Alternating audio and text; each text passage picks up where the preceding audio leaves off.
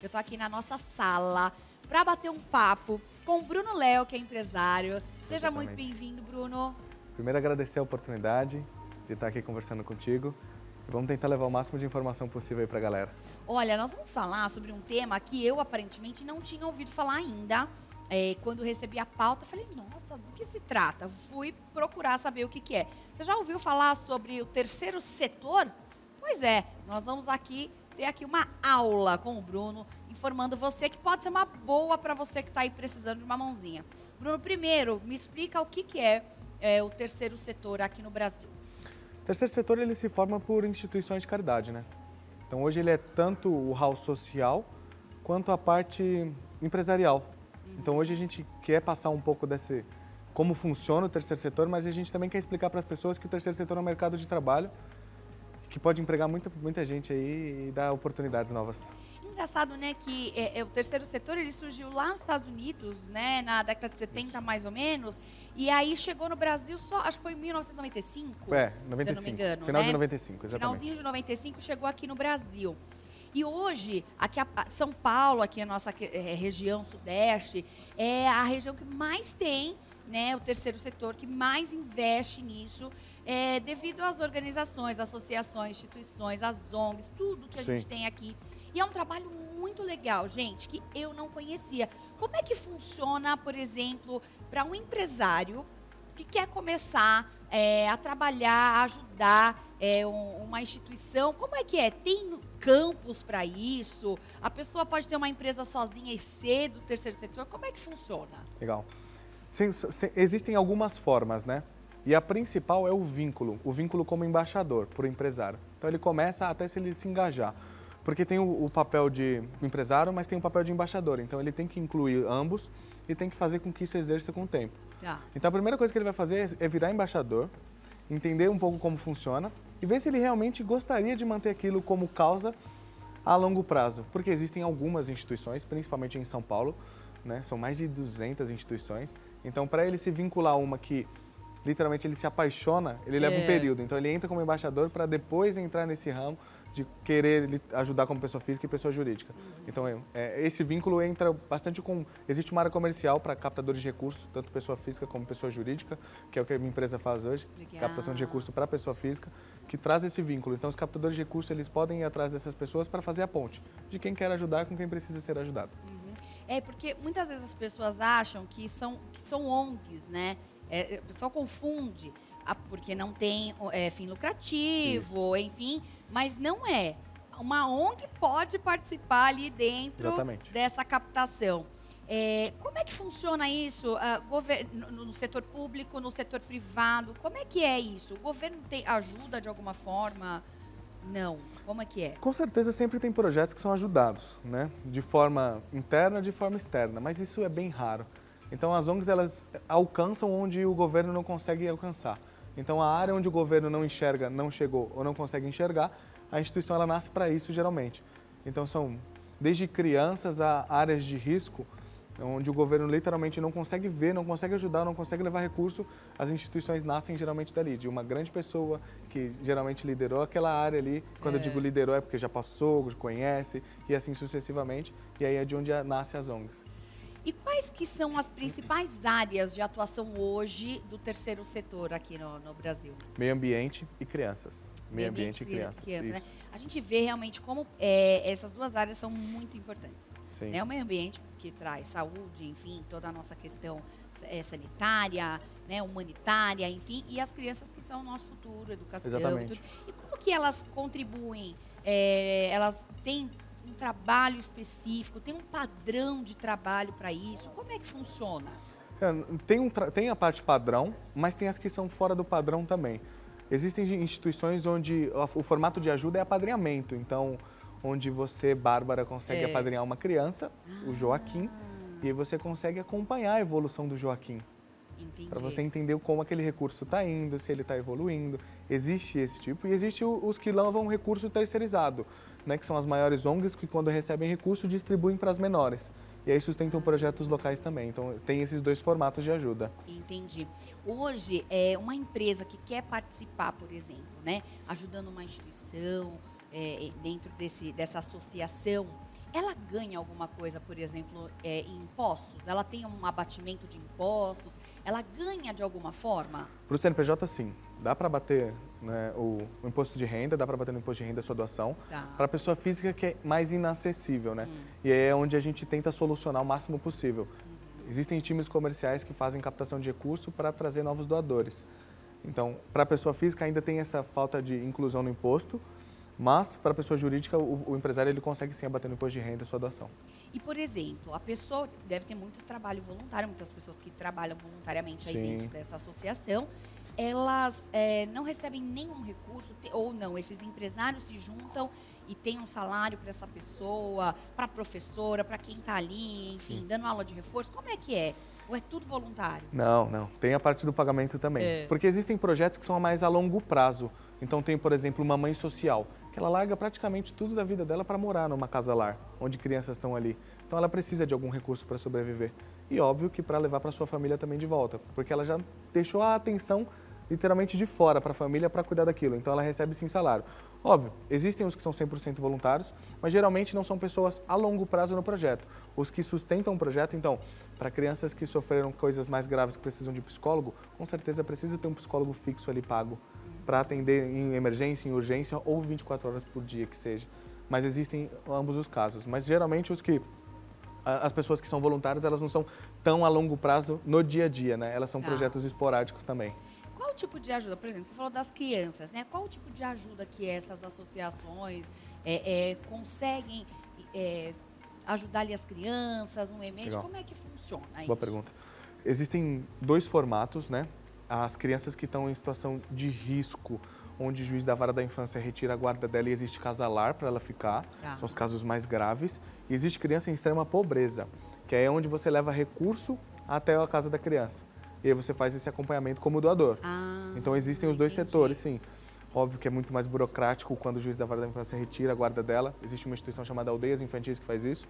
E existe a que leva o recurso, que é o Child Fund Brasil. Então são duas instituições diferentes, mas que ajudam crianças em situação de risco ambas. Tá. E aí, quem é pessoa física também pode ajudar. Exatamente. Né? Por exemplo, alguém que está nos assistindo e fala, nossa, gostei, quero ajudar. Ela pode fazer essa ajuda do valor que ela quiser. Tem ali, deve ter um Pix, alguma coisa que as pessoas possam fazer essas doações. Exatamente. Aí entra um pouco da parte de captação de recursos, que é onde a gente faz também. Que é onde você também atua na como primeira empresário. frente, assim, como empresário. Como é que surgiu isso para você? Você já trabalhava com essa frente ou não? Como é que foi? Sim. Quando eu fiz 18 anos, eu consegui um emprego no InfoJobs, que era para ser captador de recursos.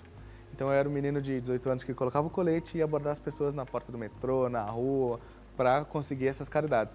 Comecei assim, até a gente ter a oportunidade de abrir nossa agência.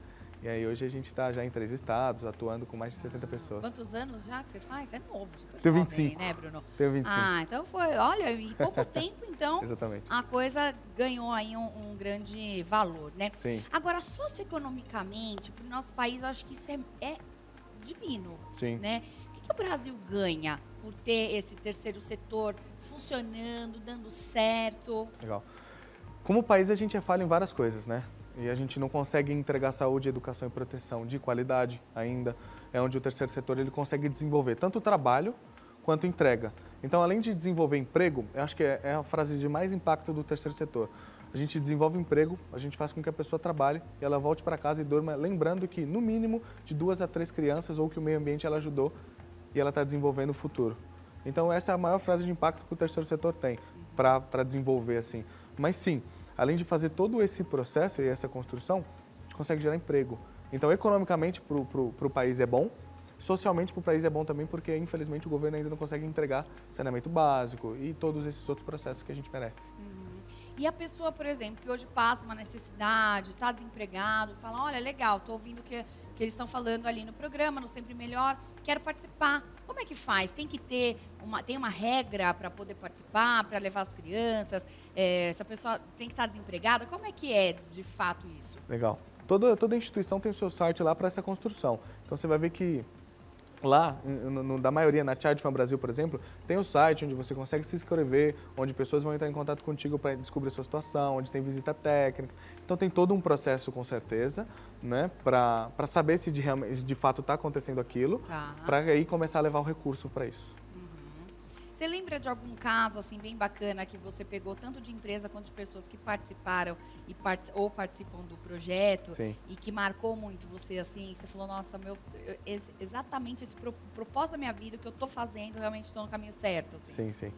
Quando eu era captador de recursos, eu abordei uma pessoa que doou para a instituição que eu estava prestando serviço no momento. E aí ele doou, fez todo o processo, foi legal, a gente bateu um papo. Geralmente uma doação na rua leva de 7 a 15 minutos.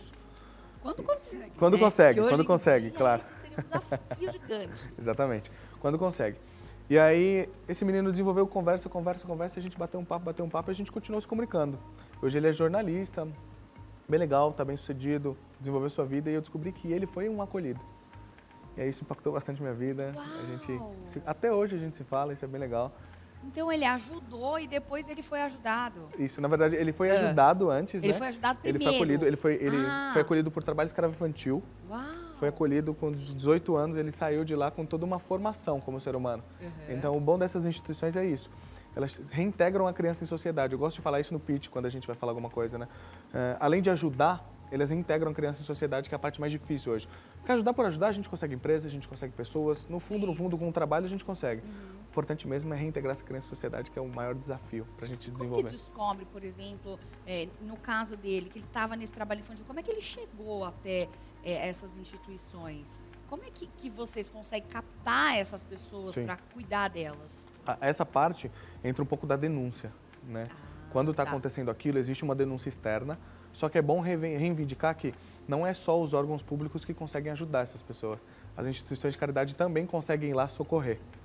Então, esse é o intuito. Óbvio que quem vai fazer toda a parte burocrática é perante a lei, é o juizado de menor, são todos esses órgãos, mas a instituição também consegue acolher para dar até um apoio melhor do que o governo dá, que é só deixar numa casa de adoção. Sim. Então, tem todo um processo de reestruturação para a criança. No caso da sustentabilidade, que é uma coisa que a gente tem ouvido muito falar, sobre o meio ambiente, como é que o terceiro setor tem ajudado? Porque criança a gente consegue pensar, legal, vou dar uma comida para criança, vou dar um reforço escolar, mas e para o meio ambiente, para essa questão mesmo que a gente vem passando? Como é que ele ajuda? A maior parte das pesquisas que a gente descobre sobre desmatamento, sobre denúncia de desmatamento, sobre onde está acontecendo isso, vem de instituições de caridade. Sério? Então, o trabalho do governo, ele não é tão incisivo ainda para a pesquisa. Então, geralmente, ele pega esse recurso de onde? Das instituições de caridade que fazem esse trabalho. Então, as instituições descobrem onde está isso acontecendo, descobrem onde está tendo desmatamento ilegal, faz toda essa denúncia, para aí sim o governo conseguir fazer algum tipo de ação. Então, principalmente nesse fator é onde as instituições de meio ambiente agem, descobrindo onde está acontecendo o ilegal, para fazer a denúncia e ficar lá em cima até acontecer alguma coisa contra aquelas pessoas. Engraçado, né, Bruno? Porque você falando, eu nem imaginava. A gente acha que, né, tem ali coisas do governo que vai fiscalizar ali todo dia. De jeito nenhum, né? Geralmente é uma denúncia de uma instituição de caridade para o governo agir. São as instituições que vão e fazem esse trabalho. Exatamente. E ajuda o governo, né? É uma coisa que deveria ser o contrário. Sim. Né? Sim. E eu acho que isso é muito leal de nós como brasileiros, ajudarmos, porque é o nosso país, é aquilo que a gente quer, é um lugar que a gente quer viver bem, né, que dê certo, que a educação funcione, que, né, tenha menos desmatamento, que as coisas realmente funcionem de uma forma melhor. E esse terceiro setor é muito legal. Para você que não conhece, que está ouvindo isso pela primeira vez, assim como eu também não conhecia, depois busque saber um pouco mais sobre o trabalho, porque é importante. Né? Às vezes você tem um vizinho do teu lado que está passando por um problema, e você fala, eu quero ajudar, mas eu não consigo. Como é que a gente pode, por exemplo, se tem alguém que a gente precisa ajudar, levar? Onde a gente encontra esses lugares? Porque eu sei que deve ter muitos espalhados, né? Acho que eu estava dando uma olhadinha, são mais de 815 mil organizações, isso um dado de 2020, espalhadas pelo Brasil. Mas aqui em São Paulo, por exemplo, que é, né, a nossa metrópole gigante aqui, como é que a gente consegue encontrar esses lugares de apoio? Legal. A gente já faz um trabalho de mídia no nosso Instagram, que é a Outliers Agência. Como a gente é uma agência em prol do terceiro setor, a gente faz um trabalho de mídia divulgando um pouco do que essas instituições fazem. Então, vocês podem tanto procurar nas agências que prestam serviço, e a nossa é uma delas, quanto no próprio site de pesquisa comum, como o Google. E aí, se você pesquisar o nicho, exemplo, por crianças que precisam de ajuda X. Lá já vai aparecer alguns tópicos. Mas a gente também consegue divulgar isso bem, tanto em rede social individual, que o nosso intuito é levar essa ajuda ao máximo possível, quanto em rede social da empresa, que a gente faz esse trabalho de divulgação para entregar essas informações ao maior público possível.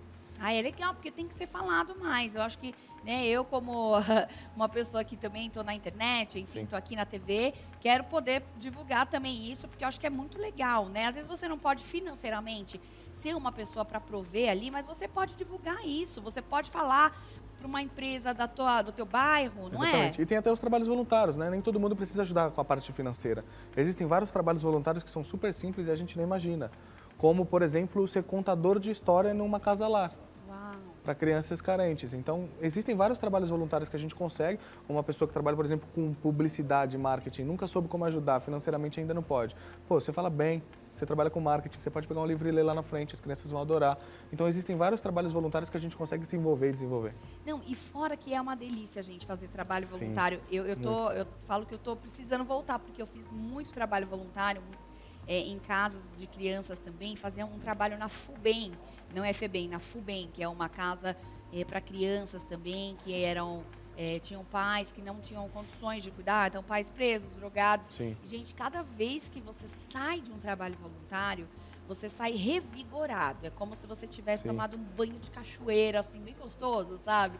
É muito legal, né, Sim. Bruno? Parece que você entrou em outro universo. E é muito legal, né, você poder ajudar dessa forma. O que a gente pode esperar do futuro para esse terceiro setor? Tem coisas novas que a caminho de papel no projeto, enfim? Em geral, a gente quer profissionalizar o terceiro setor. Então, hoje a gente fala que um captador de recursos, ele pode entrar nessa profissão, olhando para o futuro e falando, eu posso sustentar minha família fazendo esse trabalho e ajudar mais gente, mais pessoas ainda. Então, o terceiro setor, ele é um potencializador do país inteiro, porque além de gerar emprego, ele gera novas oportunidades de pessoas serem ajudadas. Então, assim, o maior fator do terceiro setor hoje é conseguir, com certeza, ajudar mais, mas principalmente profissionalizar a parte trabalhista do terceiro setor para a gente conseguir levar recurso o máximo possível. Quanto mais captador de recursos a gente tem trabalhando, mais gente ajudada tem também. Então, esse é o nosso intuito. Por exemplo, as próprias empresas que estão participando disso, chegou lá uma pessoa, ele pode pegar, por exemplo, essa pessoa para trabalhar no escritório, para ser um motoboy. E essas pessoas são remanejadas para essas empresas dessa forma. Exatamente, exatamente. Uau. Que é a mesma coisa dos nossos captadores de recursos. A gente chama de assessores em captação. O assessor, ele literalmente vai para o nosso escritório, a gente faz todo um treinamento dinâmico com ele, para depois ele ir atrás desses doadores. Então, ele tem todo um planejamento semanal para conseguir X doadores recorrentes para as instituições. E a gente faz com recorrência, porque a gente quer que essa instituição seja ajudada por mais tempo.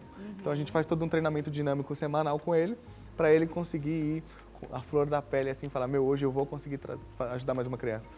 As pessoas podem doar de outra forma que não seja dinheiro, por exemplo, uma cesta básica, alimentos, roupas. Eles recebem esse tipo de doação ou não? É somente captação financeira? Tudo depende da instituição. Então, assim, a maior parte recebe todos os recursos, mas tem ONGs que são ONGs que terceirizam financeiramente os valores. Então, por exemplo, tem uma ONG que está aqui na cadeia, que ela, na cadeia assim, alimentar das instituições, que ela distribui valores financeiros para as próximas, essa não vai receber.